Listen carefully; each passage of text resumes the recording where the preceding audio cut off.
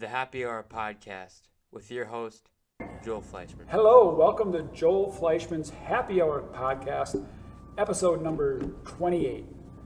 Today here we have some of our Drexel people, as well as a special guest, talking about cabinetry. How exciting.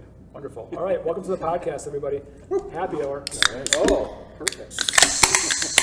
Cheers. Thanks for coming on. Cheers. Cheers, everyone. Cheers. Tell you're a huge fan of the podcast, Steph, since you do this on every episode. Delightful. This is not sponsored by Central Waters Brewery. I would love to find a beer sponsor, but I had to purchase this. This is Tomorrow River's Helis. It's really good. Not bad. It is. It's a nice, simple lager, but yet it is not too heavy. Yeah, like it's not Busch Light, but I could crush about 20 of these on Steph's pontoon boat. Yeah.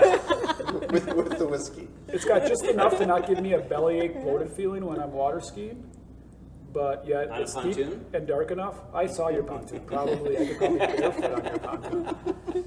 But it's that deep and dark enough that I feel like I'm not just chugging Busch Lights. It's got some class to it.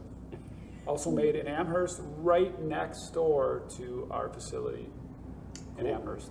So, and then the Tomorrow River runs right directly through Amherst. Jason Blinker's part owner as well. So Never seen you didn't know that before. That's interesting. yeah, Central Waters is That's very, really very good. popular. Yeah. This is not their popular beer though, but I love it. It's good. It's my favorite beer they make. They have this mud porter. It takes like hell. They sell it's like one of the most popular. It's like really dark, I think. Yeah, it's Drink it's a really deep porter. Yeah, I feel like porters. Yeah. I think we just found our topic. Okay, sorry. Yeah, let's get to it. Beer, cabinetry. Easy. All right, why don't you guys all introduce yourselves? We had a bunch of guests today, so first time on it. I think Beth, you were on like episode 3. Yeah, Stefan and I were both on one of Episode the early 1, 2, 3, 4? ones. Yeah, was it 4? It was early, I don't Yeah. know. It was not like this. Not at all. No. Not at all. What do you think? Love Impressive. it. Love it. Looks good, man. Looks Definite awesome. improvement. Yeah. evolving. We're close, tight knit. Right, Is this a right. once a month thing or how Every often? single Wednesday we produce it, Oh. and then every Friday afternoon around 3 o'clock we drop it for Joel Fleischman's Happy Hour podcast, episode number 28. So you're number 28. Wow. That's Yeah. cool. Famous 28s, Marshall Anybody Nice else? call. 28. Wow. Wow. Who else? What was How many 28s? I would have never come up with that. You were 29. Inky Johnson. 29. Inky Johnson. I have an Inky Johnson jersey. Shout out to Inky. Do you Hey, want go me ahead, to let's go start? on. I'll Yes. start. Stefan Swartzmiller. Good to see everybody. Hello. Swartzmiller Associates. We're a sales and marketing firm focused on the kitchen and bath business, and I have been doing this, I hate to say it, for 25 years. So in this year, actually the last 12 months has been the most interesting time in the cabinet industry that I've been in. So How long have you been selling to Campbell Sport Building Supply? it was Campbell Sport Building And how long have you Supply. been selling to our company?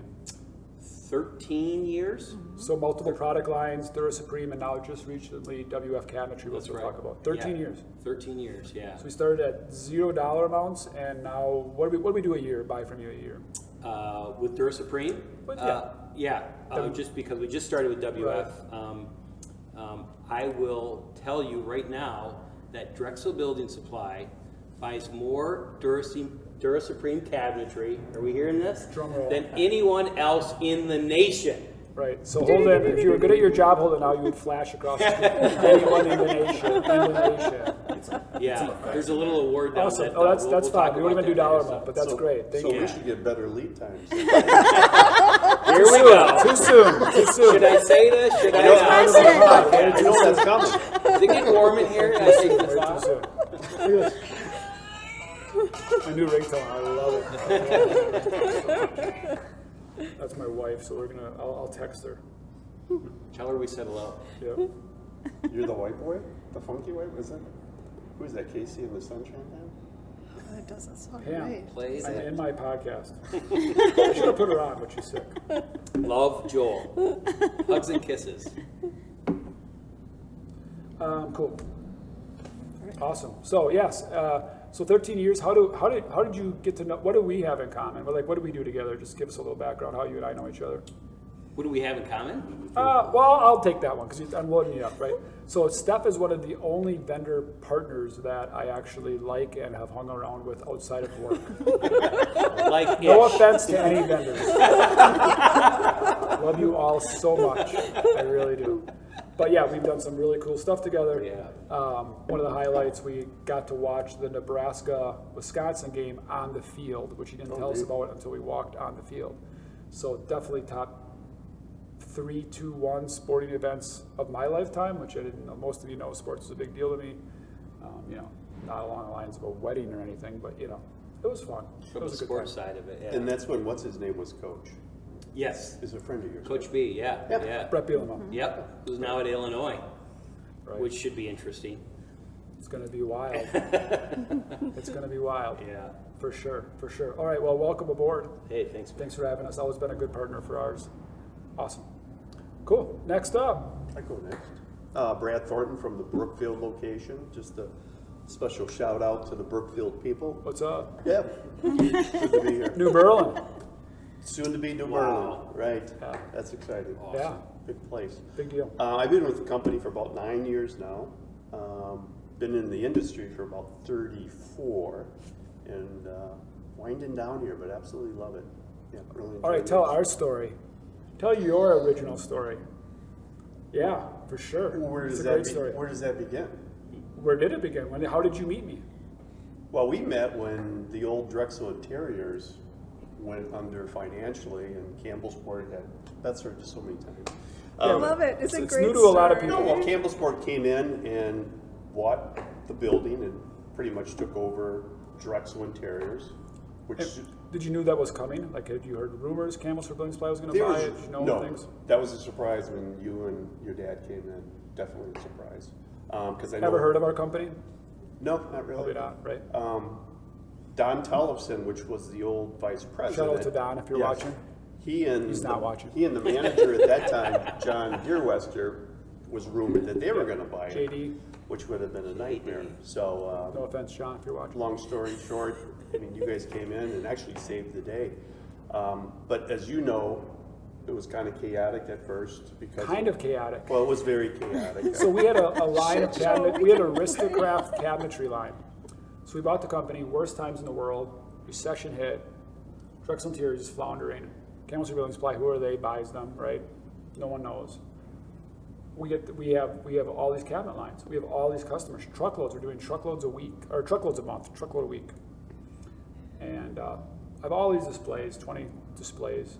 And we're setting up our vendors, and a few flooring reps were actually like very skeptical of setting us up. It's in 2008. We're a Right. lumber yard. I'll never forget the story. I believe it was Shaw. They weren't going to set us up. The rep said, "I don't think we should set these guys up. It seems a little weird. It's a lumber yard buying a flooring store." And he got a call from corporate Shaw. Shaw's a huge multi-billion-dollar flooring company, and said, "We checked their record. Sell them whatever you can. They're open." He's like, "For real?" "Yeah.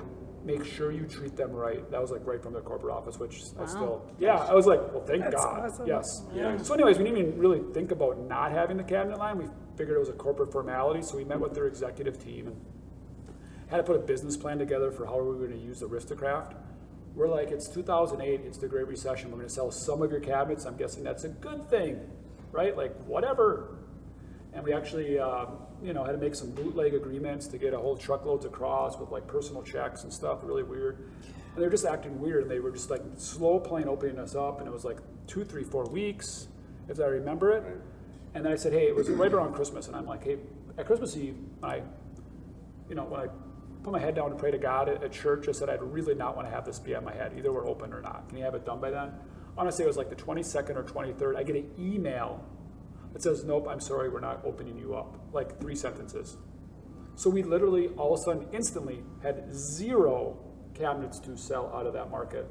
And I will give Dura Supreme huge credits. I believe within 24 hours, 96 hours, within hours we had a Dura Supreme display on site in Brookfield. I believe it was directly out of your corporate showroom. Yep. So again, I never ever forgot that. That was really cool. So we were back in business with one modest selection center and 20 full kitchens that were completely obsolete. And we told people like, Brad, great, let's go sell them. awesome. So then, Brad, what happened? Well, I was gonna just back up here a Right, little no, bit. please, that's kind of, I got too And far just say, ahead. the whole thing with Aristocrat getting on board with Campbell Sport was a timing thing. And No, what not primarily their fault, right? No, but what the timing thing is they saw the writing on the wall with Drexel Interior. So in the meantime, they were out looking for a new distributor. Right, and promising a market share and And that was market given to exclusivity. Marlene Lumber out in Janesville. So by the time they did that and you came on board, it was too late. Yeah, you can't go back Right. on your word. They didn't know this was coming. They said, Right. you know, Marlene's got the market, Right. which turned out to be a bad deal for And I know that all sounds funny, but Aristocrat was one of the big cabinet lines in the building industry back then. Of the top 20 builders in Milwaukee, a dozen to 15 use Easily. Aristocrat, right? Yeah. That was a huge deal. So that was a devastating blow to all of us when we lost that. And I'm jumping all over the place here, but then we also brought Cardell in Yeah, company out of Texas, to hopefully replace Aristocrat. which was an entry-level cabinetry line, and the Right. guys had the thickest Southern Texas accent when they came out. Right. How Bill you all Tidwell. doing? Look at you, huh? And it was Bill crazy. Tidwell. We invented our own line, and they were just shit show. Is there more you wanted to say about that? Yeah, so you left the company.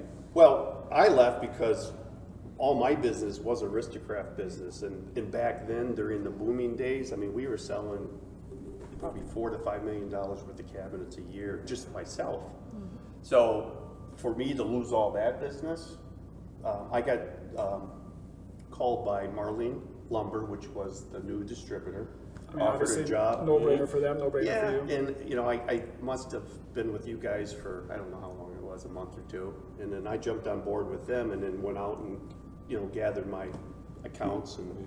Well, the customers were almost bailing before you bailed, right? Because they had to make choices, and you had to make choices. Exactly, it was a timing You know, thing. so every time I went down there every day, either I was firing somebody or somebody was quitting, or we were losing Right. a customer or gaining a customer. It was pretty insane.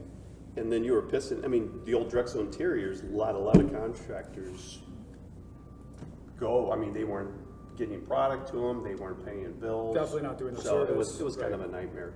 So I went to Marlene Lumber for 2 years, worked out of their satellite location in Waukesha. They had plans of building a, They weren't talking about that, no. I think they sold that to Aristocrat, like, we're gonna build a mega center, right? They talked about it, Right, but, yeah. I can see that. right.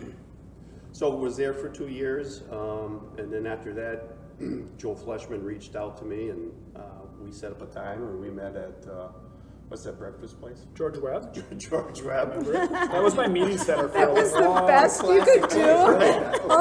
That was where I met people. Yeah, because it was Oh, near George Webb. our Drexel store, and that was like my go-to Over for breakfast, right. interviews. Like, I'll meet you at JW.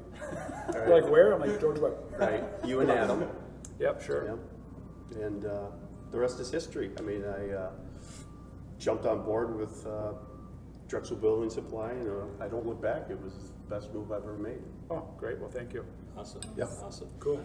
Can I just interject just something? When I heard about that things might not work out with master brands, do you remember, total knucklehead move on my part, but do you remember that I heard about that, so I called you. The Hooters story? Is this the Hooters And I was story? in Hooters, and I'm like, and I remember texting Joel, I know things aren't working out. Can you just meet? I'm right down the road at Hooters. Can you come down? And you're like, sure, I'll come down.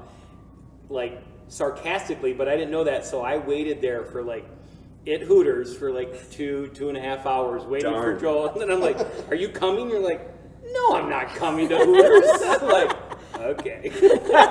I tried. So I hung out at Hooters for 2.5. Hopefully, Julie, you're not watching this, right? You were in Oh your my phone. I felt awful. I Total really knucklehead did. move on No, my it part. wasn't. I felt awful because, you know, things are just flying at, and he's Yeah. like, want to meet at Hooters for lunch? And I'm like, sure. Like, the hell? Why would Who goes And to then, Hooters? like, literally, I just remember my phone blowing up, like, the whole time. I just blew up all the time. So, I just get a random text, are you coming or not? I'm like, oh my God. Like, you're really at Hooters? Like, is this for real? Like, no, dude, I'm not coming. No way, no. I don't have 30 seconds to breathe. Plus, I don't like their wings. I mean, yeah, right? Good try. Good try. I was at that Hooters once. That is bizarre. It's like going to Chuck E. Cheese's. Is I'm it not- still it's open? No, it's no longer. They didn't make it, but Chuck E. Cheese's is still The there. one on Moreland's no Right. longer. Right. But I think they might have closed the other one over I on. want to get to Chuck E. Cheese's before we leave New Berlin, because I haven't been at Chuck E. Cheese's yet, Yeah, stay which out is of- like 3 blocks Stay away. out of the balls, so. COVID. Yeah, Moving on. There's a lot of loaded things there. Okay, moving on, everybody. Hold your mouth. All right, Becky. Hi, I'm Becky Radue. I'm out of the Q location. I've been in the industry for, oh gosh, gotta do the math here. I'm gonna say probably 21 years, 22 years. That includes flooring. Yep. Came from a flooring background, interior design background. Been with Drexel for about 13, I believe it is. So, yeah. Wow. 13 good years. 13 good years with one really crazy one this year. Right. Right. amen. It's good times. Good times. Yeah, Pam texted me, that's why I'm not doing this on the pod. I gotta see what she said, like a limited emergency, and I'm sitting here drinking a beer doing my pod. Not an emergency. Oh, good. I'm glad to hear that. Wait, but how did we know each other? How did you come aboard? The store that I was at in Sheboygan, it was called Home Interiors, was a flooring store. And one day, 2008, the boss came down and said, we had sold the building, realizing that it was in a bad location because you couldn't get there. You had to go all the way around a block and then cut through somebody else's driveway to come through, and then finally get into ours. So we made it really difficult for the customers to actually get to us. So we decided to sell the building and relocate. So 2008 happened, sales plummeted, the rent of the building went up like $10,000 a month, and the owner is just like, we just can't. We just can't do anything about it, so we're gonna have to close the location down. So simultaneously the same day, my brother was opening up the Walmart store in North Sheboygan, so it was the highlight of his career and my very low point of my career. So I had two parents that didn't know which direction to go. So Both needed a hug, but which, right? exactly. right. So yeah. So then that happened on a Thursday. Friday, we all went to work the next morning and just kind of sat there and looked at each other like, well, what do we do? And the boss was actually just amazed at the fact that all of us showed up. Yeah. Like what incentive did we have? But we all showed up. And then the following, we had the whole next week to close up the shop, get all the installs all figured out. Meanwhile, a contractor of mine that we tended to butt heads a lot, he yelled at me a lot. He wasn't really my favorite contractor in the world. Went over to Drexel, and Hi, Dave.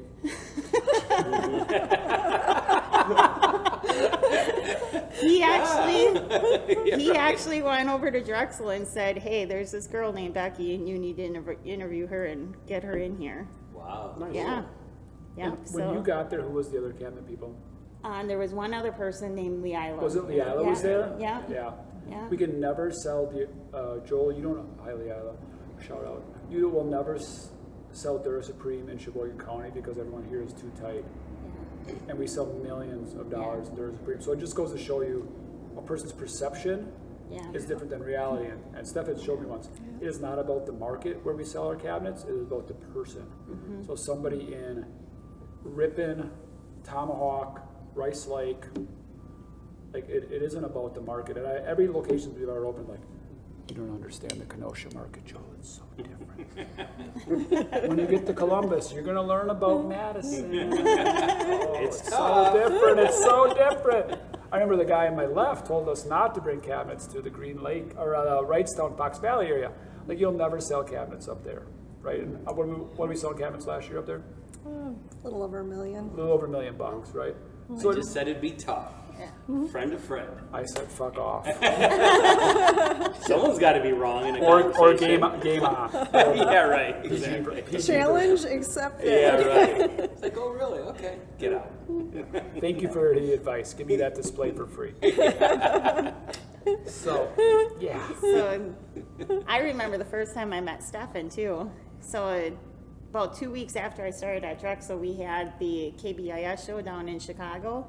So we went down there, and you had an after bar party or an after show party at Navy Pier.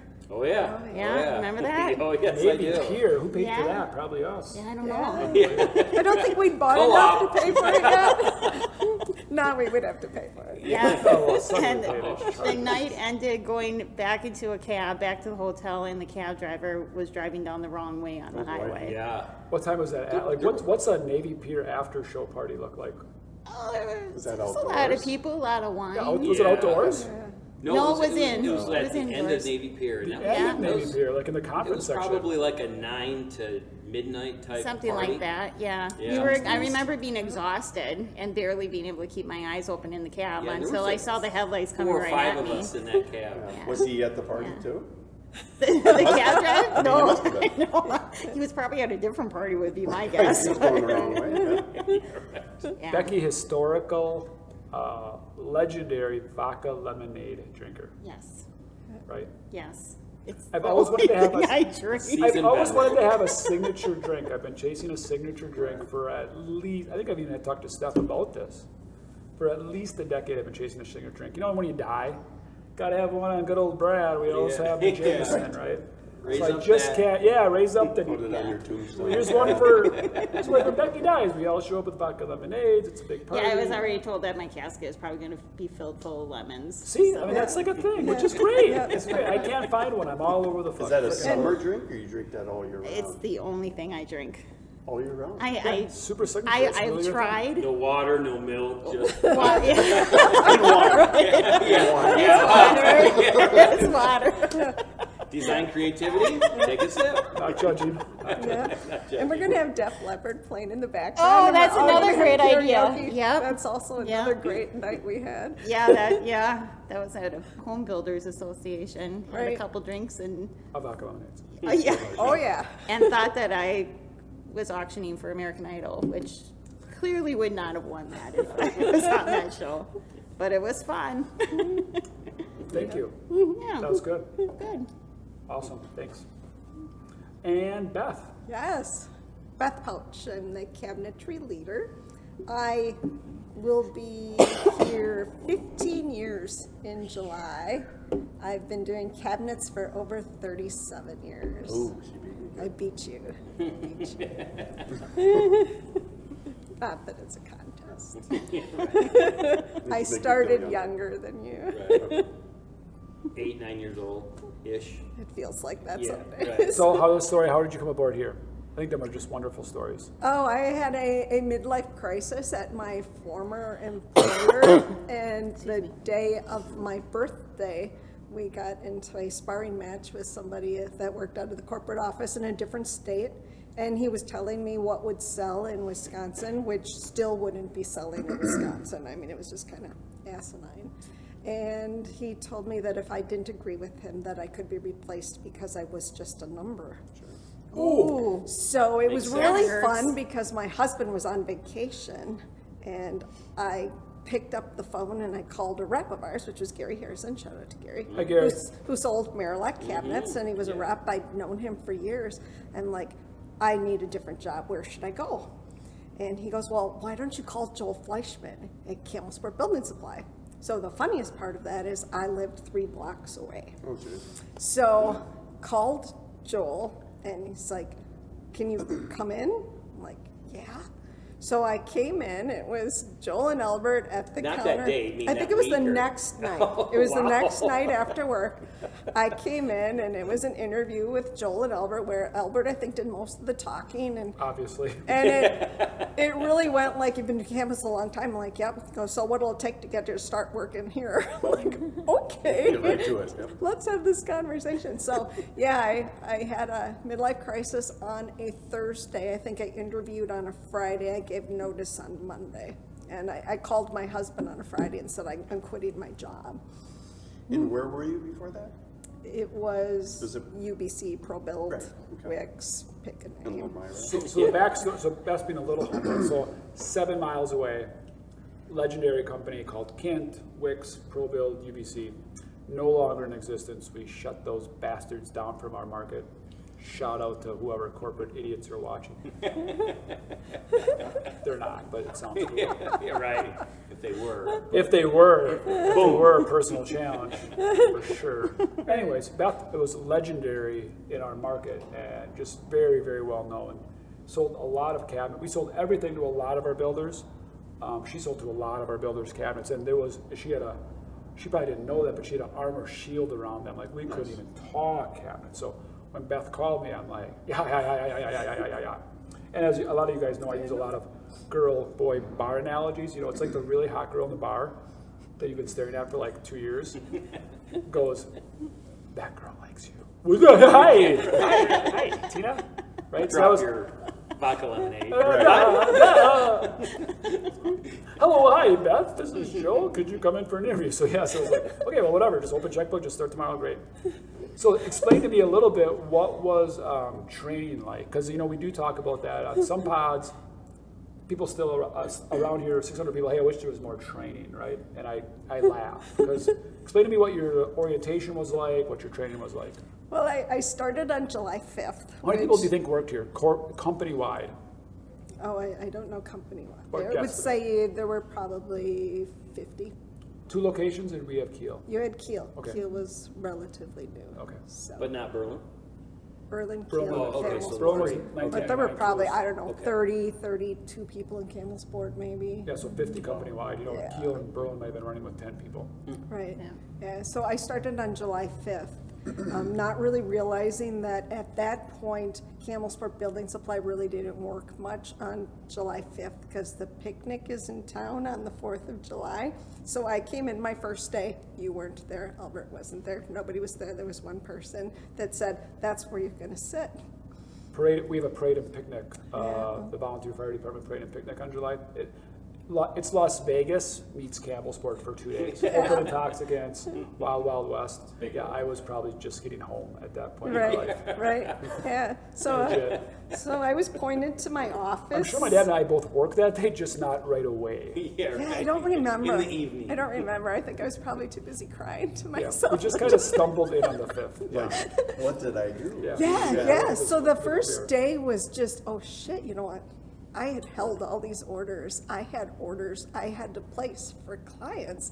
I didn't have a clue how to even begin. So I called the rep and I'm just like, I need to place these orders. I'm sending them to you. I have absolutely no idea how to get you a PO number or anything like that. We'll figure that out, get these things going. So again, I was very lucky that I had the support of reps to help me through that. But yeah, it was crazy. I got home the first night. I think I cried for the entire night and went, what the hell did I do? What a wonderful first day. Yeah, right. Welcome to Drexel. But interesting, you Yeah, were we so- you survived. were Campbell's treated were blood so supply. poorly by upper management that you didn't think about all those questions of like the how-tos. You were just so right. pissed that you're like, I am going to go to, I've been treated poorly.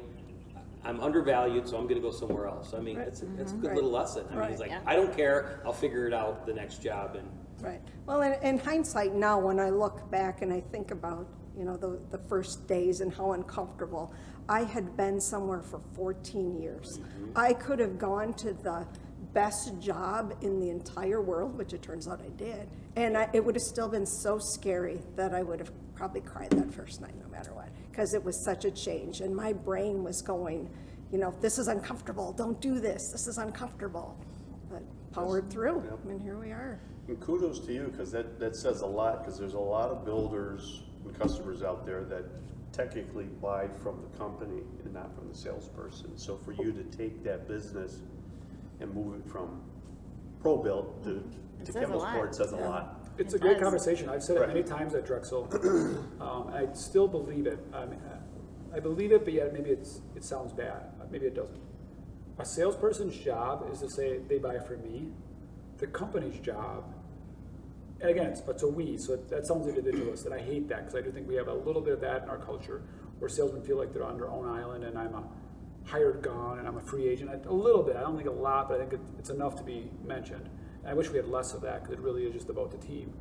But I think I've always said the company's job is to make sure if a customer would leave, they buy from the company, right? They buy from the ops, they buy from the billing, they buy from delivery services, they, you know, a lot of different reasons, right? They know Joel personally, whatever that is, or they don't know Joel personally, that's an advantage.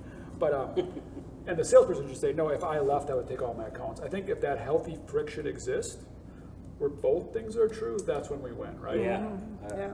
Good point. Right. But I think it's got to be healthy friction. I think there's sometimes, even in our culture, where they're like, that's my accounts. And I've heard that. Your accounts? The hell are you talking about, your accounts? Right? Like, my accounts. Well, my account, whatever. My account? The hell are you talking about, my account? Right. But you also like that ownership too, though, a little bit, right? A little bit. Yeah. I used to, and I used to say salesmen set the gold coins, and I've come full circle on that. That's not true. I do think, and maybe we've just evolved as a culture. Just in the last 2, 3, 4 years, I'm much more obsessed, like in my legacy, as I'm unwinding my career, which is always funny, but I'd love to get to a point where I think a tipping point of our culture to truly be world class. And I think, you know, people say we're there already. I'm always like, we got a long ways to go. Is that our quarterbacks, our cabinetry people, our flooring salespeople would literally, I call it happy sales ninjas, but happy monks I'm even going with. Like, they're relaxed. Like, they're rated on their core values. They're rated on their stress levels. Because I still think there's some things we do where quarterbacks, cabinetry people, flooring people don't feel like they need to participate in. You know, we have this thing called Currents, which is like internal Facebook. You know, it's like, well, that's on Currents, I ain't looking at that shit, right? Right there, stuff. Give it to me, bro. What's it called? Current? Point. I'm too busy, I'm a salesman. Basically mentality, right? I'm too busy to learn that, I'm a sale. No, I want to get to the point in our culture where they truly understand that they are respected leaders of our organization, and they are the calmest, most livid people that we have. They are the most enlightened people. They are the full of peace and joy, and they are teaching others as they walk and talk by how they lead by example. We're not there, obviously, just by you guys looking at me like, holy shit. You want that dude? You want that person? Like the way you're looking at me, you're like, Like right well, now? that's the Yeah, opposite. like this year? I mean, could Yeah, we like put right that now. to next year? Well, I'm like, you know, I was them. I mean, we've talked about a lot of podcasts. I was that dude. I mean, you guys have known me a long time. This Joel is different than that Joel. Mm-hmm. Right? Mm-hmm. That Joel's pretty fucking intense. Right? Made me cry a lot. Made her cry, like, I feel so bad for Maybe that. hide under my desk a lot. An understatement. Maybe wait at Hooters for 2.5 hours, for goodness sakes. You were a madman when you first came into interiors. Oh, Yeah, but I felt that energy was good, and I would get in my car, and I've told this on many podcasts, I would get in my car and with my Superman cape on, and I'm like, man, I made an impact today. Yeah, he's laughing, right? Because it was true. Like, I thought I was making an impact. I was singeing those around me. I was making the opposite, but I'm like, fucking taught them a lesson. I got there at 4:30 in the morning and left at 6:30 tonight, and I got shit done. And Can I say one thing that I remember back then? Cover the mic. it's part of my life. I still remember, this stands out, and this is one reason probably kind of pushed me out. And nothing against you, but No, just reality. there was so much stress and so much going on at that time that I understand you coming on board to a new company and being so chaotic. It wouldn't have I still mattered. I was remember- that intense Yeah, you every coming day. into our office, you opened up an aristocrat book, and you hacked in it. You spit in that book, and you shut it, and I forgot what you said, but F and F these sons of guns, blah, blah, blah, who needs them? And then when you left, I looked at the other guy, and I said, boy, I don't know if I can work with this guy. I mean, it was intense. Yeah. That's good shit, actually. But I've learned that, like, that doesn't go, like, I thought that was great, right? Like, they got it. But I realized, like, that doesn't work for most people, right? Like, I'm different. And I think I would love, before I leave, to get our salesmen to the point where, like, the stuff you think you're doing and the persona that you're giving off is really not great. Mm-hmm. Like, we know you're important. We know you're busy. We know you have a lot going on. We know you make a lot of money. We know you're everything to everyone. And I've always said, you're born a salesman. Like I know Schwartzy pretty good, right? So me and Schwartzy are salesmen. What that means is when we were 4 years old, we figured out how to get a dessert before supper, right? And then we learned that worked. And then we did that further when we were 6, and then somehow we got Julie to marry him, and somehow I got Pam to marry me because we were selling it, right? I mean, that's kind of how that worked. And you're still married. And we're still married because we're still selling it. Still selling. Yeah. So It's a lot harder these days. So salesmen are always going to be salesmen. So in the workplace, they're always, you know, I've said I would be the world's worst team member or / employee, right? Because and why I think I relate well with salespeople, because I am a salesperson. Like if you told me to do a bunch of forms in Monday.com, I'd be like, yo, Becky. Like I would do it if you were my boss, I'd go in front of you. I'd say, yo, Becky, $100 if you just do this shit for me. I'd be like, really? Yep, done. What you got? I got to go sell, bro. Yeah, I gotta Delegate. Well, I would just pay her and just make it awkward, right? go make 1,000. Actually, I've even told people, like, I know I would do it because I would just make a mockery of the company I work for to prove I was in charge, right? Like I've always said, and you could do it easily. I said I would have a personal assistant that I paid for, right? So I'd hire Becky in the summer for $13 an hour, and well, who's this? They can't not wear blue. Don't worry about it, she works for me. You know, you have to fill this out. Yeah, she does it all. Well, who's that? That's under my payroll. Next. Right? No, like you all make a face. Like as a boss, you'd be like, what? Yeah, no big deal, bro. Cool, we're good, right? We're good. I mean, are my forms filled out? Because I got to get going. Or do you want like another form meeting? My customers that I make revenue off of, like I can play that game too, right? So our team needs to learn to just, because that doesn't, spitting in an aristocrat book doesn't do that awesome. good. You're sitting at your desk pounding the keyboards and huffing and puffing isn't helping you, it's not helping your family, it's not helping your customers, it's not helping the team. So in my legacy, I love to have a relaxed sales team that enjoys the process. And yes, right now, I've just been talking to quarterbacks about this, not so much cabinetry people, I should, because you're going through the same thing, is I need this is kind of like, yeah, we get it. But we're not in the bad news business for 37, 34 years. We're not, there's bad news business. Dentists are in the bad news business, right? Yeah, a root canal. Health insurance, life insurance, tax planner, right? There's like a lot of companies. Auto body, that's like bad news business. Like it's going to be a lot more than you think. That's what they do. Always. We don't do that. We're just starting that in our business. Like first time forever. We don't do, this is more than you think. We don't do that. You know, we don't do, we just hired an appliance person a couple of years ago, and they're like, that actually is really bad, because everyone that comes in, it's not new construction. It's, my refrigerator took a shit, all my stuff's junk, I need it tomorrow. What do you got? Oh my God, that's really expensive. So we're finally living in a bad news business, and we're not taking that well. We don't know how to give bad news. We don't want to we just want to do like add-on sales, have fun, cutesy, right? Like we forget how fun our industry is. Hopefully now long-term we have a reminder of that, like, yeah, that was really bad. Because we were giving out bad news every effing day. This was back ordered. That's coming in double what you think. This is literally going to hold your project up, and you can't have your grand opening. We don't know how to do that, so we take that out on each other. We take that internally. We blame others. We blame ourselves. We blame God. We blame COVID, or whatever. So I don't know where the hell that came from. Long ass ramble for no reason. Like it though. All right, cool. So I don't know what the hell that was us for. We're actually here for a little bit. See, we're going to talk about all this other stuff. They want to do all this agenda stuff. It's never going to work. Where are we at for time-wise, Logan? You're at 38 minutes. Special guest, Logan Eish. How you doing, Logan? Oh, not too bad, are you? IT extraordinaire. Yeah, IT coordinator stepping in for Holden.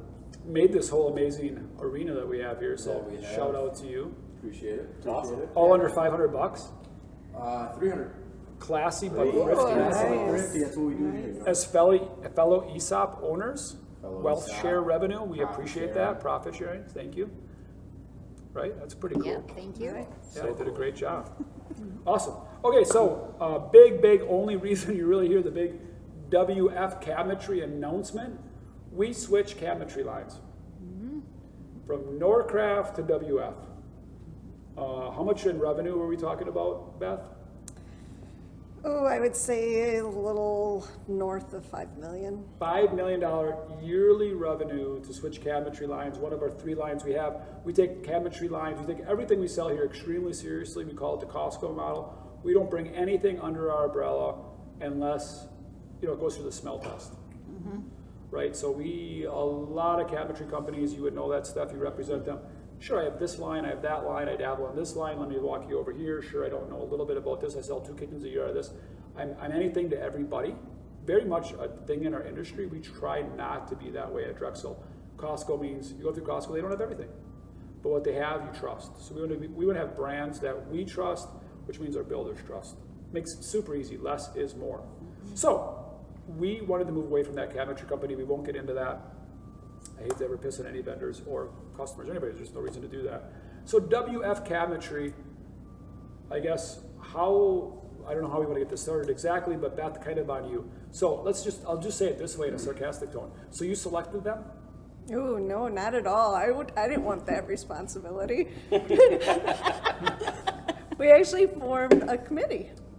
Right. So again, kind of time out. Like most companies, that is a tremendous amount of pressure of a VP of cabinetry sales. They have to go research it. They have to go sell it. Then they got to go sell it to a team. Hope it sticks. The team's like, that's the stupidest cabinet line I've ever seen. It's fundamentally super wrong. And then we, again, like that corporate guy told you, I picked this line. It's going to sell in Wisconsin. Let me tell you why. I hope it works. Tons of stress and pressure, but also for the team members, they're like, I don't like it. I'm out, or I'll never sell it. And I've learned, if a salesperson, again, back to sales, if I telling you I can't sell it, I will prove that to you. So anybody, non-industry people that are in a business, never brings people in that they don't believe in, because they will prove it to you that it's not going to sell. See, I'm a salesman. I will prove you I can't sell this. Yeah. Can I say I'll show you. Please. Can I say something? I was going to say not only WF, but we've done 2 new companies in the last, which is very rare. In our industry. Yes. It's more the devil, in our industry, it's the devil you know versus the devil you don't. And if you don't know what that means, I would rather deal with the issues I have than make a $5 million move with 8 locations and 13 displays. So even if it sucks, it's too much work and energy to actually make a move. Right, and then especially after the first one, who would ever think that you would get rid of Merillat? Merillat's always been... The gold standard. Yes. Ford and Chevy. And boy, Apple once we pie. found that out and changed to Marsh, that was huge. And then WF, it's been that long now, 3 years. 3 years. We've also realized primarily clients, which is a change in the world. Clients don't buy products, they buy from companies. I go to Target, I don't buy what's in Target. Salespeople. I go to Costco, I don't buy what's in Costco. I buy from Drexel, I buy from a salesperson. I don't buy John Deere, I buy from my local dealership. Nobody buys Sears brand wrenches. I buy it off of Amazon, but that's the brand I trust on Amazon, right? I'm sure you do that for the same thing when you're building a bike, right? You're buying from the dealer, you're not, but 1950s, you bought the product, so we were really confused. And I think a lot of us in our industry still are. My builders buy Merillat. No, they don't. Clients buy Anderson Windows. Sorry, no, they don't. They buy from you, the trusted expert person, or an expert trusted company. Time and time again, in any industry, I've seen that. I could give 2 shits what my dryer or washer are. I don't even know if I know. I'm buying from my local appliance dealer or who I trust, which might be Costco or it might be Walmart if I trust them or whatever that is, right? And I think we did a good job with, I think we converted everybody, but what, one builder? So that's pretty good. He'll be back. Yeah, matter of time. Okay, so anyways, you formed the committee. I rudely interrupted. Let's get back on Right, track. no, so- You're number 2. We had a list of cabinets to research, so we somewhat broke it apart that each person on the committee researched and did due diligence into each brand. We had a list of things that were stop, if they couldn't do these things, they were out, Say that again, because I think it's impactful. I think you just zoomed over it, or I was opening my bureau. Oh, what? Which part? Which part? That we had a list of things that, So first you formed a committee, yes. and then you said, hey, what do we want and not want in a Yes. cabinet line? And some were, we're going to die on this hill. If you don't have it, you're out. Right. And The some stop, were like, you said. Well, what's Or comparable just say to the stop or line go, that we're right. replacing? right, or what are our current needs? What are our builders, and really it's not about us. What are our Right. builders' current needs that we need to fill a void in what we sell? Right. Exactly. Yep. So we had a huge list of things that where we had our wish list and then we had our stop dead, can't get beyond that. So who researched the companies? Everybody had a group that they did. And how large a group did you form? There were 8 of us. And they were all captains, leaders, CFO. Was Joel involved? Oh, no, I don't remember when we might have told stopped you. in I and think had we had lunch decided. at one time, Did right? he? He came in for lunch. Yeah, no, it was out to the free. group of who wanted to be involved in the decision, who wanted to have part of it. So Who the was it? actual real cabinet designers. Oh, yes. Yep, that is who it Well, was. and it's amazing, we talked about this, it's amazing that Drexel is considered a huge account out in the cabinet market. Right. That the people that would not return calls Yes. or wouldn't follow up, that just blew me away. Yeah. Opportunity, you don't get these opportunities too much. I don't too even, often. I don't remember the ones that I called on, but I don't ever remember, even when we were going through the Marsh one, Yeah. how no one ever called me back on it. Right. I would call them 2 or 3 times, and finally I'm like, oh, Right? that's way too many times to Blows call me. me away. Isn't it fun as a salesman to crazy. see the others? But wasn't it fun as a salesman because you rarely get to do that. The other side of this, right? Like this is Yeah. not how I would treat somebody, or this is how I would treat somebody. Yeah. So that's why another just a unintended consequence of how cool this is, because you empower people to be like, go see how this is, or why doesn't Beth buy me a new cabinet line? Well, it ain't that easy, bro. But also, how do you treat people, right? Right. Because there is a personal connection Yeah. from day one, and then there's a first impression and all that. So, anyways, go ahead, Beth. So we were vetting through all the companies, and WF kind of jumped out at us because there were several items on our stop list of we cannot go any further, where they said, no, we don't do that, but let's talk about it. And we all were just like, holy shit, this is awesome. And we worked together to kind of create our own program. There were things like Hickory's one. WF does not have Hickory cabinets available. That was one that we had to have. So they brought in Hickory cabinets for us. Just want to explore that a little bit. So, great thing, long-term selling, right? For anybody listening in any industry, including ours, if you're a salesman for our company or for a different company, all you have to say is, I don't do that, but I'm listening. Yes. Right? I think we're really quick to say no, but let me tell you what we do. Can I show you what we do? Can I show you? Can I?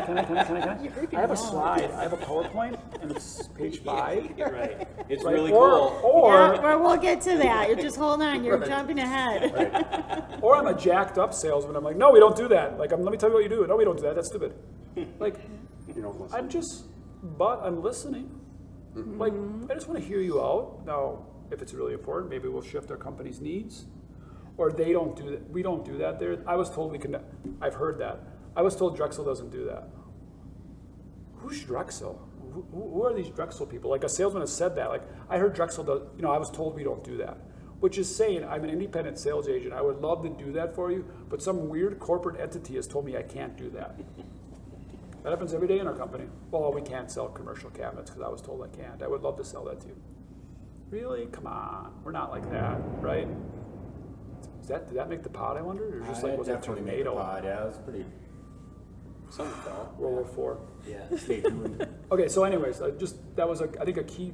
That was point. one of the key things. They were willing to work with us. We were able to kind of personalize something for ourselves, which we always talk about personalizing programs for our clients as well. So we loved it that someone was willing to do that for us. And we went all the way, we did factory tours at a couple different places, and we walked through WF Cabinetry, and I've toured many cabinet lines, both of you have. It was different. It was walking into something different instead of the same old cabinet factory. They had state-of-the-art things going on in there that we've never seen before. And just impressive.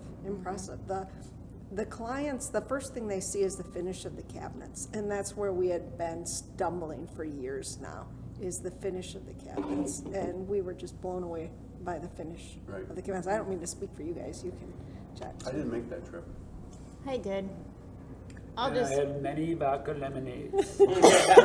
I'm sorry, I just have a really dry throat. It's nothing. Just need a vodka lemonade. Just have a beer. I got my water. Oh, I'm okay. good. Beer's better. No, when I went through the tour, first I was very impressed by how welcomed we were from every single point, from the minute that we got off the plane to. Was this the line you researched, or were you skeptical? Were you like? No, Like, I we would looked say at, just like, we were from, down, at this point, we were down, I just want to go back a little bit. We were down to 3-4 cabinet lines at that point. yeah, I actually made up my mind pretty early in the process. I think the one thing that really was important to me is we're a small company. We like to work with companies like ours, and WF jumped out at me that, you know, I could call up Tim Wellborn and be like, hey, this is the trouble that I'm having. Hey, I can call Ken Marsh up and be like, hey, this is a problem that I'm having. I don't know who to call in more big corporate companies. Like, I didn't have that personalized service, I could say, or somebody that I could Or go talk to to. go through all the layers. Yeah, so I made up my mind pretty early on as to which cabinet company I wanted. Going through the cabinet factories and touring the facilities, that just solidified it for me. 920-979-4045, my personal cell. Peace.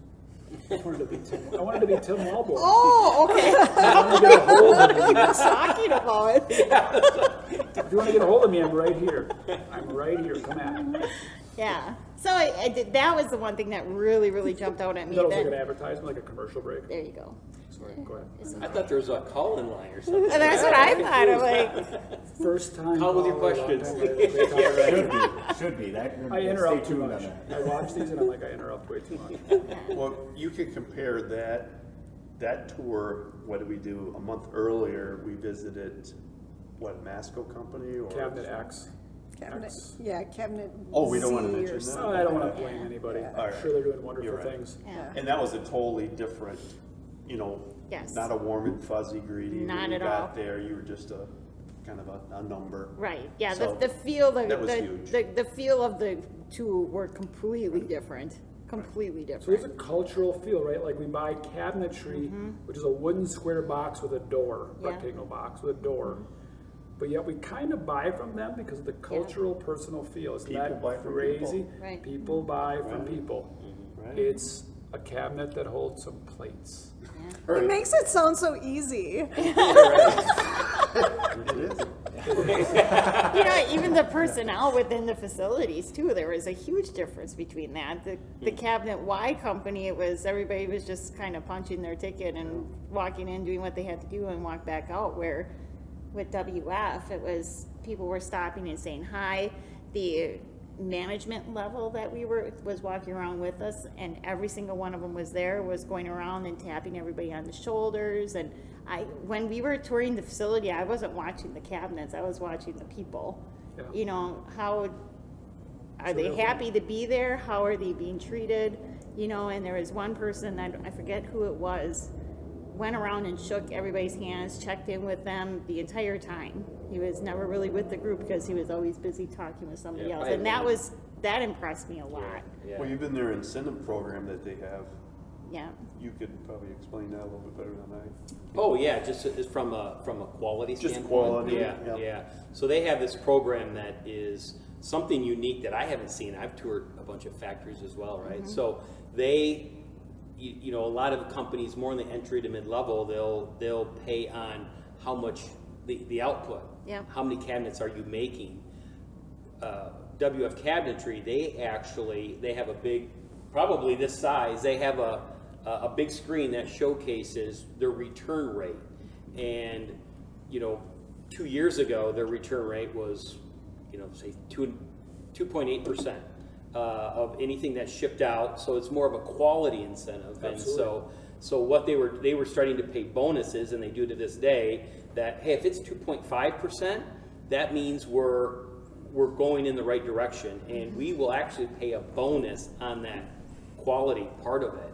And they'll actually, and it says on their paycheck, because they get paid every week, and this isn't for the salespeople, this is only for the factory people, which I like. Yep. It says quality bonus. And if it's at 2.5%, then they got to that point. Then they tried, hey, let's go to 2.25%. Then they got like 75 cents to 2%, which was like $1. It's like, and what that does, we talk about culture, is that it's like, hey, Brad, come on. You know, it's like, we got to get through this, and we got to make sure this doesn't work. We got to, so you build a little bit of that, of like watching everybody, making sure you're doing your part, but making sure that the team is doing their part. Right. They post that on the hour, and if they're not getting to that point where they want to be, you know, people know about it, and they get frustrated if they don't hit that point, or they celebrate if they do. And so I think I haven't seen the quality side of that being measured like that before, and then being bonused on it, and then showing up in a paycheck as a bonus. Separate item. It's a separate item. I think it's really cool. Yeah, I think metrics are important. I think words matter. I think things matter. However, I'm going to go totally spin this different. I rarely read a book twice. A little bit, God bless me with pretty much locked in retention when I read, but I'm reading a book again for the second time, Burn Your Goals. And it was great, actually. So that would be like a goal. And he really encourages not to have goals. Doesn't mean to strive for excellence, but it was interesting where I go back to on that, because at some point it's a diminishing return, right? I can only do so much. He says, don't have a goal because you might be setting it too low. Rather, challenge your team to do the very best they can do every day, and I would add culture to that in the very best positive fashion. He didn't add that part, I would add that part. He said that is bigger than any challenge you can ever throw down. So I think the metric itself is great, saying, hey, we are trying to get that to 0. We will never get there, you know, the Lombardi thing. We will strive for perfection. Through striving for perfection, we will find excellence. I think that's pretty close to verbatim, so. Usually not very good at quotes, but yeah. You know, so I think having, especially bonusing, we've done a lot of bonuses in our company off of goals, and I think at some point you take the bonuses away, because rewards really have been proven scientifically to be the same as a whip. So if I beat you down every day, at some point, you know, it's been proven through concentration camps in a lot of places.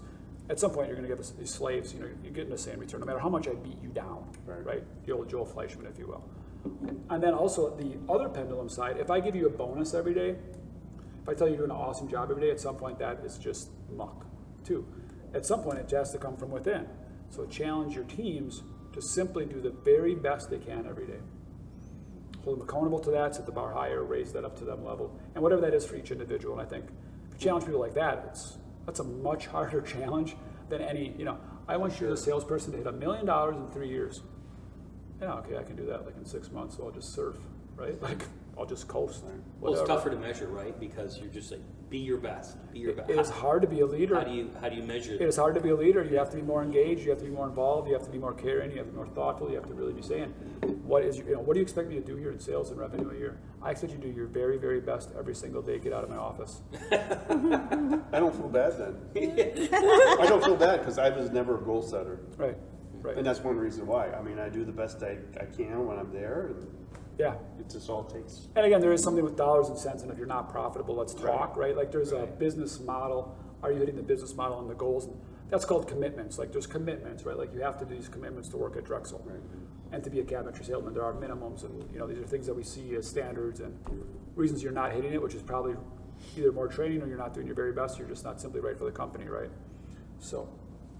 Hey, I wanted to point out too the vetting process. It was fun for me. You know, I've been doing this quite some time, and I've never been so involved in changing or adding to a product line like what we did at Drexel and WF Cabinetry. I mean, we sat down with the VP of Marketing, VP of Sales, the owner of the company, and we talked through Hickory. We talked through some of the SKUs that were really important to you guys, and we didn't say yes to everything, but I thought you guys were pretty cool. What?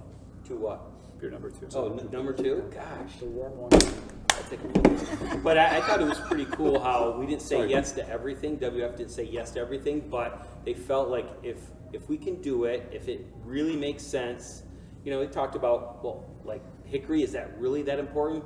It's very important. So important that we need to have it, or we might have to go to a different direction. It was cool being a part of that change.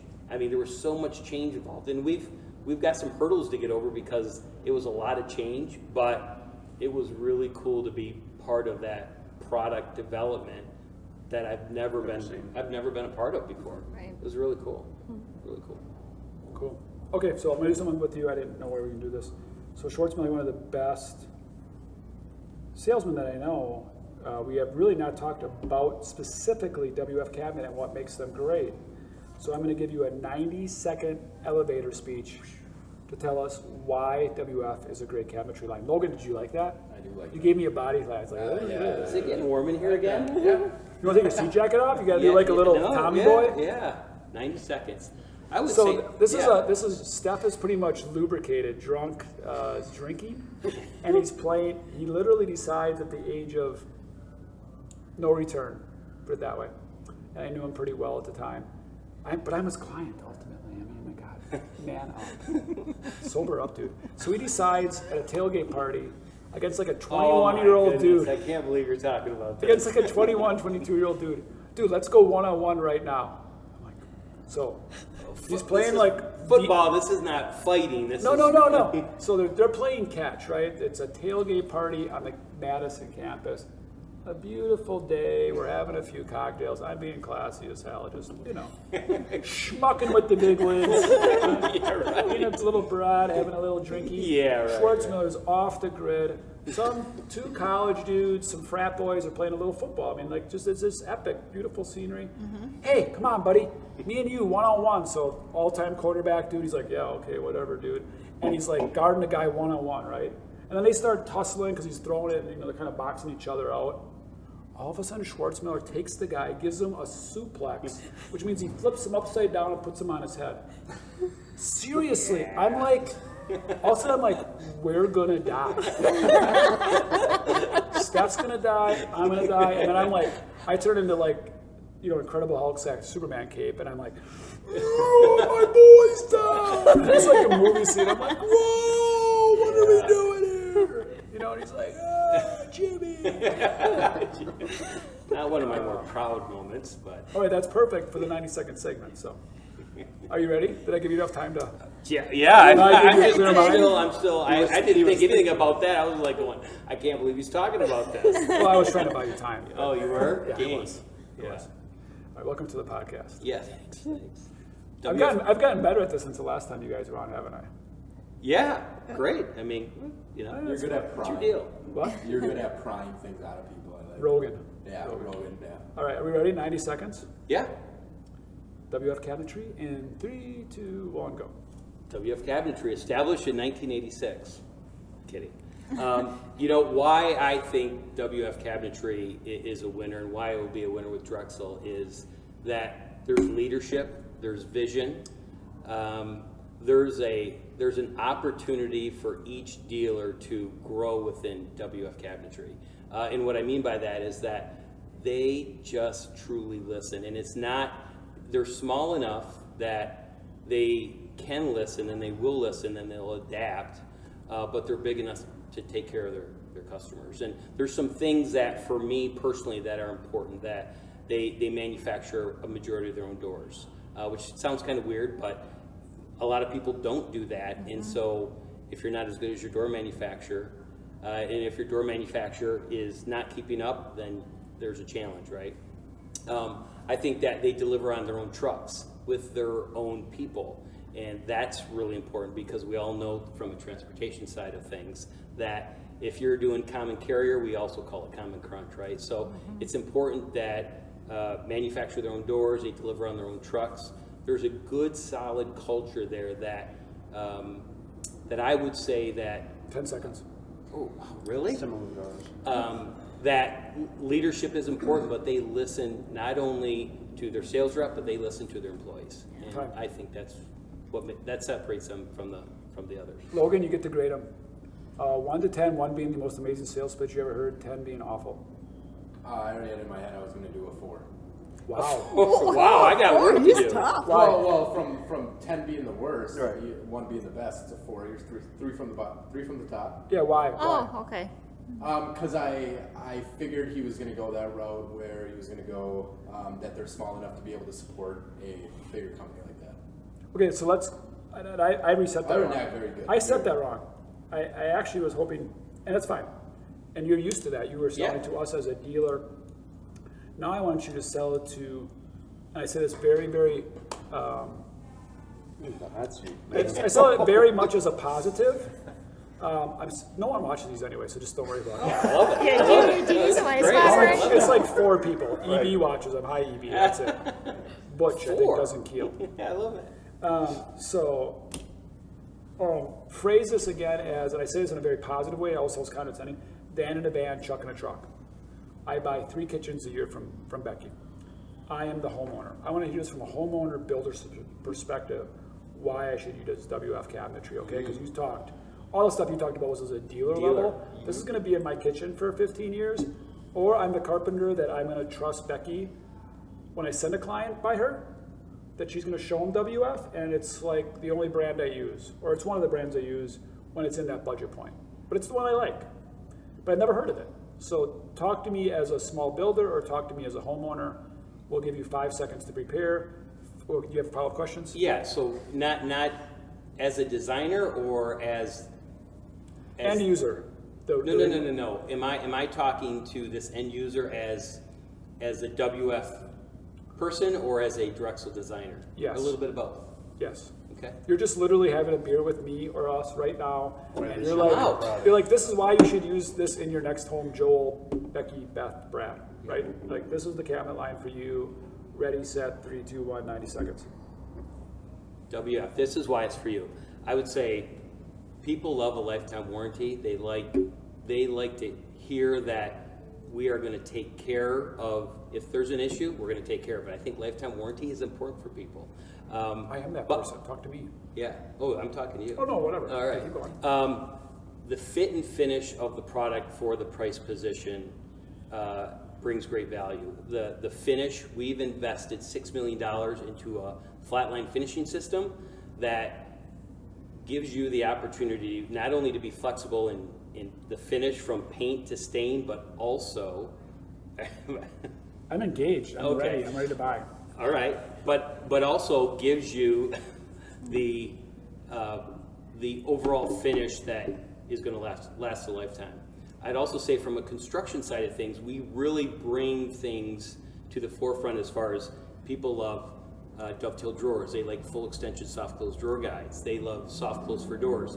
All of those things have a lifetime warranty. All those things are prevalent throughout the product line. Our components, you have, based on your price position and where you need to be budget-wise, you have an opportunity for an engineered wood product, or you can get an all plywood product. So it gives you flexibility, not only in product, but also gives you a price position that you can move up and down About 10 seconds. where you want, but also gives you the flexibility in design so that you can do the custom type of things in more of a mid-level to entry-level price point. And Okay. you get paid for 5%. Well, Drexel does. Well, that's why they're buying from us. So you're leading with price? I don't lead with price, but that's a good, people like to hear that. What does 5% mean? Like, I hate when we sell things on percentage.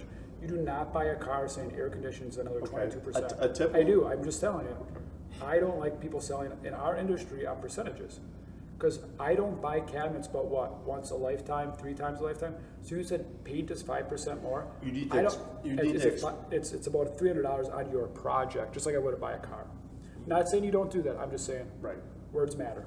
I just compared the savings because most manufacturers are charging you 15% for a paint product. Still don't know what that means. And I'll get to that, compared to 5,000. So if you're buying a $10,000 kitchen, you're paying $1,500 or you're paying $500. For a supreme finish.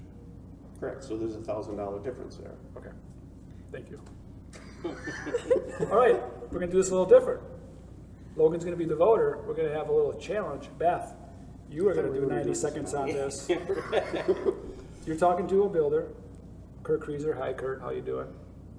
Somebody like that, guys you've worked with a long time. You're gonna say, hey, for this project, same thing. You're selling to the builder, selling to the consumer, both, the end user. You have 90 seconds. 5, 4, 3, 2, 1, go. WF Cabinetry. So we brought this line in after much research because we felt that this was a great opportunity for us to show you what is available out there. The finish on these cabinets is just amazing compared to some of the other products in this comparable price point.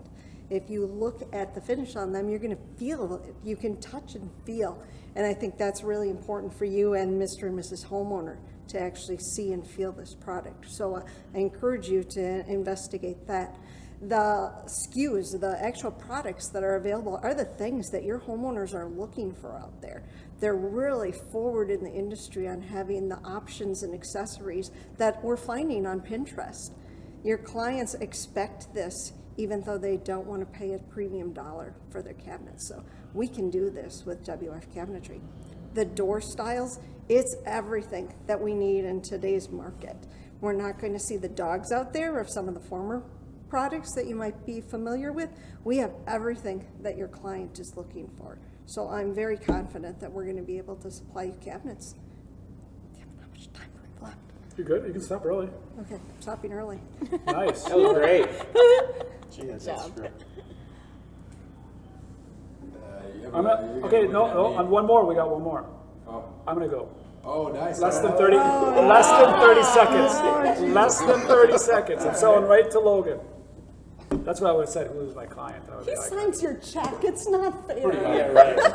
Someone. Unbiased as I can. I know Logan. He's got like a half a beer in him. He's gonna speak fluidly. Hey, Logan, thanks for coming in. I know you buy from Drexel. I know you buy from the trusted brand. We did a research like crazy.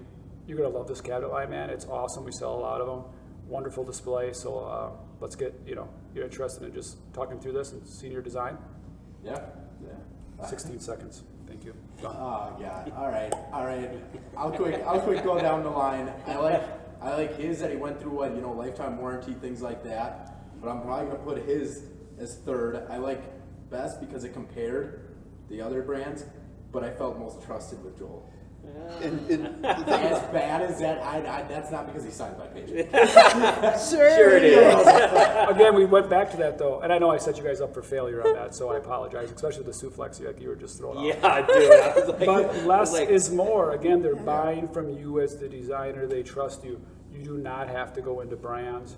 You don't have to go that deep. Nobody gives a shit. Well, they don't hear half of it. They I trust. mean, what you're doing is you're getting them into the showroom, and then you're showing them the product. They're buying from you. Right. They're buying from you. They're buying from their budget. They're buying from their design. You're getting them excited, emotionally bought. I'll ask you a question. Let's go around the room. What brand of water softener do you have in your house? no idea. It starts with an A. Becky? I know who I bought it from, but that's about it. There you go. The products there's a plumber right now, there's a water softener companies right now doing what we're doing. Can you believe Jim's Plumbing uses that shitty water softener? What an idiot. There's somebody right now, a plumber sitting right now with a homeowner going through a bid and going on for about 10 minutes about a water softener. There's water softener companies right now saying, how do we get more market share, man? We gotta get to the homeowner. We gotta spend, are we going to K-Biz this year? Because that's where homeowners are and consumers. No, just get the plumber to switch to your water softener. No one gives a shit. And they really don't care about the line of cabinetry. We do, as the plumber, as the trusted advisor. I want to put a great water softener in. So if you do ask me, hey, what about the water softener? There's 1 in 100,000 customers, 1 in 1,000 customers, 1 in 100 customers. Yes, they're going to be that analytic and know more about water softeners than you, Jim, the plumber. That's fine. I don't know. I'll find out more. Apparently, you're really into water softeners. I love that about you. Let me take a note and I'll get back to you. And for you young designers out there, you young flooring salespeople, you young quarterbacks, young salespeople, you don't have to know that much. They want to buy just from you and be trusted. And when you don't know, or if they seem to know more than you, they do. They've Googled it, they've researched it, they're setting you up to fail. So punt. Say, I'm sorry, I'm really new. It seems like you're really into water softeners. What specific questions do you have on water softeners so I can get back to you on? Right? I just met with the window team and they were super into U values of the different, come on guys, we gotta all know what U values of each window line is. I'm like, why would you train that? Who gives a shit? And they're like, no, everyone cares about U values. That comes up, Joel, it comes up. And they're like, what about the sight lines? I'm like, sight lines? They're like, yeah, one's 2 3/4, reveal, and the other one's 2 1/4. Yep. No one gives a shit. Trust me. They all look at me like I'm crazy. I'm like, nobody cares. And again, if a customer walks in your showroom and says, hey, what's the U value of that? They already know, and they already know more than you will ever know about U values. So just simply ask them, you seem really interested in U values? And I taught them on windows, or what I was trying to coach them on windows was, all of our window lines are energy efficient. I wouldn't sell anything that's junk. They're all Energy Star rated. Can we move on, right?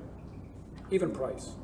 I mean, I love talking about price. Like, get price out there right away. What do you want to spend on this kitchen? What do you want to spend on these cabinets? Well, I can't tell you that. Well, then I can't start. I have cabinets here that I can sell you a $500,000 cabinet. I can give you cardboard boxes. So what are we doing? Where are we at? Well, I really don't want to talk about that. Well, then I can just show you around until you're ready to have a real conversation about what you really want to spend. Because again, you're going to get really excited about everything I show you, and it's going to be a lot, and I hope you love it, but we're going to have a lot of stress and anxiety getting there. Or we can just have a real conversation right now about price, because I don't really want to talk about price anymore, because I want this to be really, really fun for you guys. And I feel if we start just talking about numbers, it's not going to be. I'm not going to soak you. I sell a lot of cabinets. Drexel sells a lot of cabinets. If I did, I wouldn't be in business. Seems to be a big hurdle in our industry and probably every industry. I'm so scared. What's that? I'm scared. Yeah, right. I'm scared. I just want to get excited. Then I got to be a salesperson. I hate being a salesperson. I hate it. But it is, right? It's a hurdle. It's a hurdle that's Why? It just, It's nuts. I go back to car dealers. Logan comes in, he wants to buy a car. I'm not like, let me show you the Mustang, dude. It's the coolest thing in the world, man. Yeah, it's $90,000. I'm looking for a Civic. Oh shit! I didn't know. I guess you shouldn't have test drove the Mustang. Like, I gotta know what you want to spend, man. You can go anywhere with this. It's a kitchen. I can do anything you want. We can put bells and whistles on. We can take them off. If I show you the bells and whistles, are you gonna say you want them? You're gonna say yeah, because they're cool, but they're also expensive. So who cares? I think sometimes you can even read it out of people too, about how that conversation is going to be and how you need to present it. You know, some people you can just tell that they're holding their checkbook tight to their pocket. Mm-hmm. And if you ask them how much they're going to want to invest into the project, they don't want to give you any number because they feel you're going to spend every single penny of it. Where with that person, maybe taking what do you an do? approach, What's your tactic with that? taking a different approach as far as, you know, you can do, we have 4 different cabinet lines. Each one's going to have a different price point. You know, this price point cabinet is going to get you within this range. You'll be in this range over here. These are kind of some of the things that you're going to get different from the other company, and you can usually tell within their face, or they'll just plain out come right out and say Well, it. they have to. I mean, Yeah. because even if they're the face, you might read it wrong. Right. But yeah, at least you can do multiple choice. Like I have a brand new Corvette or I have a minivan. Yeah, let them Which decide what one line do they you want to want? go to. Right. I'm not going to bid out. I'm not going to give you a bid on a Corvette and a minivan. We do that all the time in our industry. What the fuck was that about? Right. And then we bid out a Corvette, and then we lose it to a minivan, and we're like, "See, I'm way too high." No, you're not way too high. It's the wrong brand. Becky, do you It's get great. that within the first 30 minutes of the conversation? First 15, first 10? It's usually right away. I open up the conversation that way. Is that what you were saying? It has to be Yeah. right away. Yeah. To me, it has to be right away. Yeah. The rest of it is And based that's on- awesome. Yeah, I just had somebody come in, she got a kitchen plan for Cardell cabinets. I'm Oh, like, no. whoa, that's a blast from the past. I'm Yeah, like, right. holy cow. I'm I'm like, putting in okay. cardboard boxes. I don't have that line. Are you willing to pay more? Right. So I had asked, I'm like, you know, I'm familiar with the Cardell line. Do you mind me asking what price were you quoted on this? And at first she was apprehensive, but she came right on and said, and it's a smaller kitchen, 13,000. I'm like, okay. I'm like, from my experience, you know, what I should be showing you is this product. However, for that price point, I can get you into this product and you'll get A, B, C, D more. This warms my heart. That's why she's the best. That's why she's the best. And if not, we're done here. You know, one thing I think designers need to learn, all salespeople need to learn, it is not about how long you meet with the client. The client is not in control of the time. Time is our number one asset. It is not money. It is not our brains. It is not our knowledge. So time is. It's our number one asset. So when you let the customer control the design experience with their time, you lose. So the thing that you need to learn is to make an amazing experience in the shortest amount of possible time. That also benefits the client. Most clients don't want to make it a 4-hour meeting. Some definitely do. But either way, you're in control of that. So how can I leave you with all the information you need to do to make a decision, which again is back to my 17 seconds with Logan, right? How much can I give you to make a wonderful buying choice, leave you with a very positive atmosphere in your car? You thought it would take an hour and a half. I did it in 15 minutes, and I'm on to the next task I have to do. because my time is the most valuable thing. I want to get back to my family, my friends, my kids. I don't want to work on your quote till 11 o'clock at night. I want to make as much revenue for the company and myself as possible. So time is by far the number one asset, and we waste so much time with the client because we wander into conversations. We want to show all the options. We want to talk about the product lines that no one gives a shit about because we're really knowledgeable and I just came back from the factory. Well, right? Yeah, it's a huge hurdle. It's another big hurdle along with asking the price question, the budget question is, I hear so many designers like, yeah, I just spent 3 hours with this customer. I'm like, oh, I mean, how painful for everybody involved. Everybody. Everybody. And how do you whittle that down to, I've got 90 minutes, I've got an hour, whatever it may be, but to set that up front is so important too. Learn a scripted process. We've done that here at Drexel.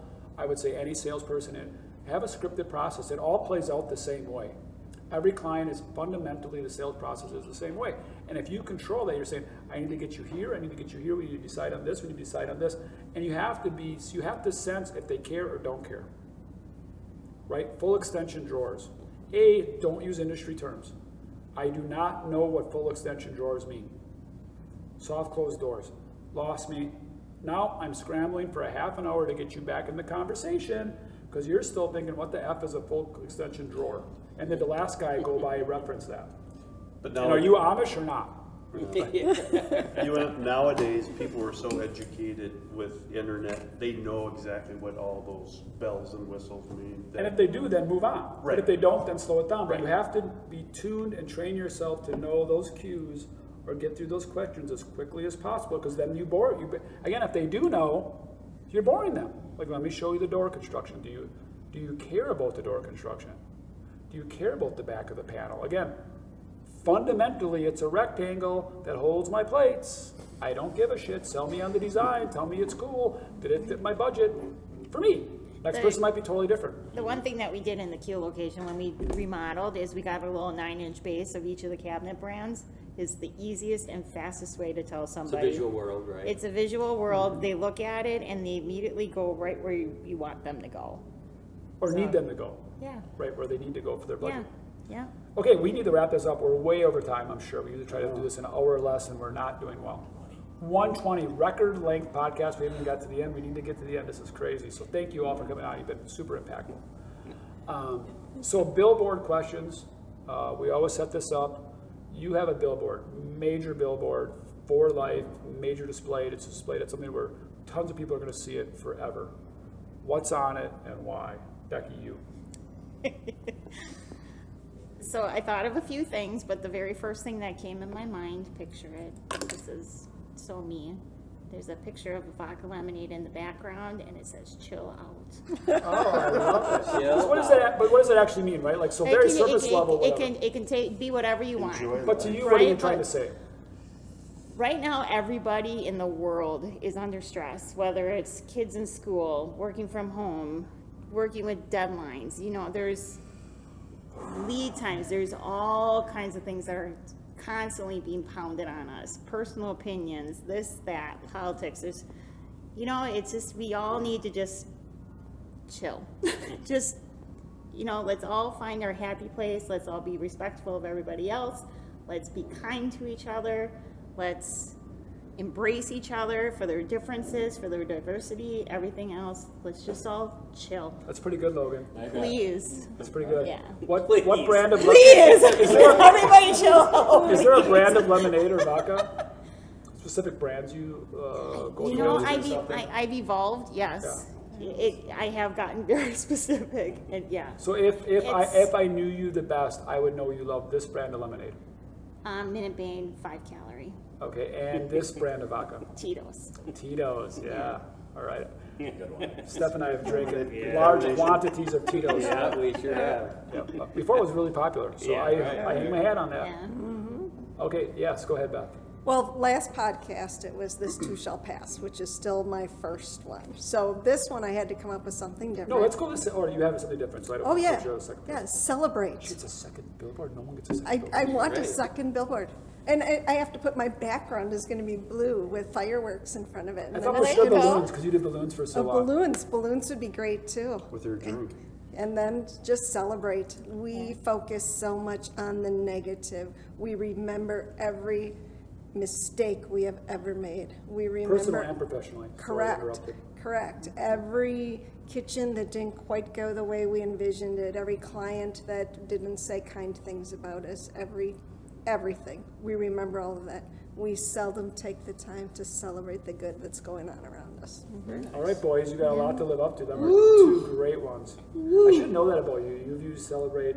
I probably still a at decade. home from the one event we had, Yeah. I have a big celebrate sign. I still have That's that. probably 5 or 6 years ago. Is it not all 13 years that you've had the Celebrate slogan? It's just 5 or Probably, 6. well, that's probably the about 9. It's when we majority. started the It's always longer than you captains think. and stuff. It's always longer than you That's think, the right? first time that the balloons came out. Yep. I still have blue balloons in my bed. Explain what that means real quick.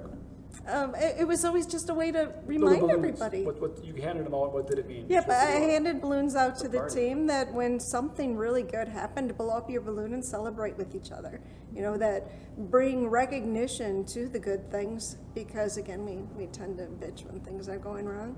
If you have a blue balloon by your desk, everybody knows something great happened. Let's talk about So it. you just gave out this little, this is potential, and talk to me about it. It was so cool. It was wonderfully done. love it. I remember it very vividly. It was awesome. Love All right, which one of you guys want to go? I'll go. Please. My word, well, before I give my word, with our country's, in our country's political arena, all the racial friction or problems we're having, racially issues, in the COVIDs, my word was, what is my word? It wasn't your drink. Chill? Do you No, it want to, you wasn't can have chill out too. Respect. There you go. There's so much hate and anger in our country nowadays that people need to respect others, you know, the other races, the people wanting to protect themselves from the COVIDs. And then, what was my third one? I don't know. I had too many beers. Yeah. You're one billboard. No, but I'm expanding on my respect. Oh yeah, the reasons for In respect. politics, You're I doing mean, great. there's You're so doing much. great. There's so much anger, and I mean, just respect that person if they got certain political views. Just deal with it and respect it. I love it. Is it Yeah. like a black background with white lettering and the period, or what does your billboard look like visually? I don't know if I have black and white. I think it should be like springy colors. Yes. Like Oh, that happy would be colors. nice. Yeah, Little I don't want tulips black. along the Yeah. bottom. Cabinet designers for sure. Yeah. Yeah, It's a great tone with the mauve, Sunshine. the bright yellow, But the sun isn't a sunshine. It's a big trend. smiley face. the yellow so in color of the year. Sunglasses on. You gotta have It's the sunglasses. sunflower yellow with like Green the undertones. yes, green undertones like the background fundamentally, and then there's a pillow. Thank you, Brad. But 3 for 3, so you got a lot to live up to. Mine You is bailed on the 90-second WF, so I mean, yeah. let's go. Gosh. Control the controllables, and mine would be black background, white. See, him and I are a lot like that. And I it's just- the Nike thing. That's like the Nike thing. That's Yeah, why. just it can be simple but I powerful. get it. There's no gray area. It's very Control the controllables. Well, I just think that, you know, all of what you guys said is like, hey, just control what is in your world. And that means be kind, work hard, you know, don't worry about what everybody else is doing. Just worry about what you're doing. And that will take you to wherever you want to go. And I just think that, again, in this world, everyone talks about, well, they should be doing this and they should be doing that. Well, just worry about you. Or they should be, you know, you got COVID, you got the politics, all this stuff, you know, the racial stuff. It's like, just be kind, just be you, do everything that you need to do, and your world will be brighter for it. Control the controllables, everything will work out. I tell my kids that. Yeah, as you know, that's probably you probably know that. That's one of my favorite sayings, control the controllables. That's one of the few things I have on my desk. I mean, it really speaks a lot to what I believe in. There's so many things out of your control. You know, we do so much worrying. The past is the past, and we've all heard this, you know, the future is not in our control. The past wasn't in our control. So all we have right now is the present, what you're doing, make an impact, and so many things are out of our control. You know, I'm a sports geek. I mean, champions have a lot of luck every freaking year in every freaking sport. Michael Jordan had a tremendous amount of effing luck. And, well, he made his luck. No. Shit rolled in, shit didn't roll in. Yeah, There wasn't a right, foul right. call. Like, there's a lot of freaking luck. He pushed off. Yeah, right. I mean, you know, I missed. It rolled out. Yeah. Like, that's just luck. You know, ref missed the call. So, yeah, control the controllables, which I think gives more peace and joy, which makes you chill out, which makes you celebrate, which makes you have respect. That's the final words. That's good enough. Thank you all for coming on. Cheers, guys. Cheers. Cheers. Nice job. I grabbed one.